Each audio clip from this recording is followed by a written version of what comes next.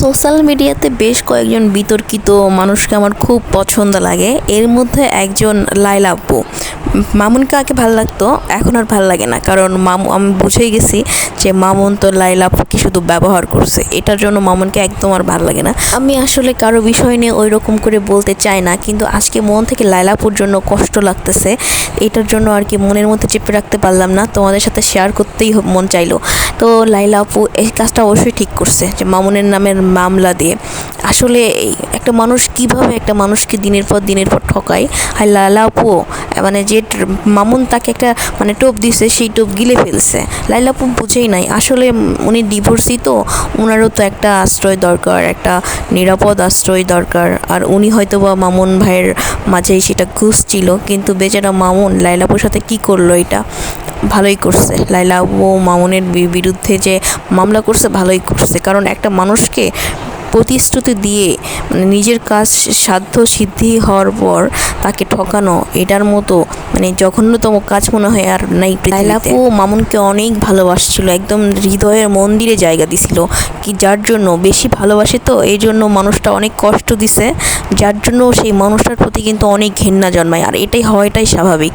মামুনকে লায়লা আপু অনেক ভালোবাসে, সেটা লায়লা আপুকে দেখলেই বোঝা যায়। উনি হচ্ছে সেলুন ওনার উদ্বোধন করার দিন লায়লা আপুকে ইনভাইট করছিল, লায়লা আপু আসছিল, ঘাম মুছে দিচ্ছিল, মামুন বিরক্ত বোধ করতেছিল। কিন্তু লায়লা আপুর দেখে জাস্ট আমি ভাবছি যে একটা মানুষকে কীভাবে এত ভালোবাসতে পারে, যে মানুষটা বারবার মানুষটাকে থ্রেট করে, মানুষটাকে কষ্ট দেয়, তারপরেও লায়লা আপু আসলে লায়লা আপুর আর মামলাটা আরও আগে করা উচিত ছিল। এই মানে লায়লা আপুর যোগ্যই না মামুন। মানে আমি তো ভাবি যে এই আপুর অনেক শিক্ষিত একটা মানে ভালো একটা ফ্যামিলির একটা মেয়ে, সে কেমনে এই মামুনের সাথে মানে সম্পর্কে জড়ায়। একতরফা ভালোবাসা না কখনোই হয় না। মামুন লায়লা আপুকে কোনো দিনও ভালোবাসেনি, কোনো দিনও না।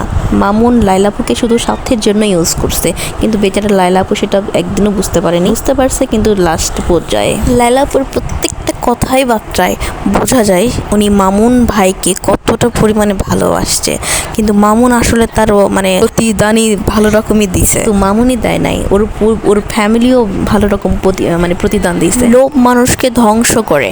মামুন ছিল অত্যন্ত লোভী। লায়লা আপুর সম্পত্তি দেখে মামুন লায়লা আপুর সাথে থাকছে, ভাবছে যে সম্পত্তি বেশ ভালো রকমভাবেই হাতায় নেওয়া যাবে, যার জন্য 10 তলা ফ্ল্যাট চাইছে।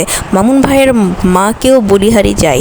একটা মা হয়ে একটা ছেলেকে কেমনে খারাপ পথে ফেলাই দিতে পারে আমি বুঝি না। ওনার কথাবার্তায় কিন্তু লোভটা স্পষ্ট বোঝা যাচ্ছে। লায়লা আপুর জন্য অনেক শুভকামনা রইল এরকম একটা অসুস্থ সম্পর্ক থেকে বেরিয়ে আসার জন্য। একতরফা ভালোবাসা কিন্তু কোনো দিনই পূর্ণতা পায় না, আর এটা বোঝাই যায় যে মামুন লায়লাকে ইউজই করছে, কখনো মন থেকে ভালোবাসে নাই।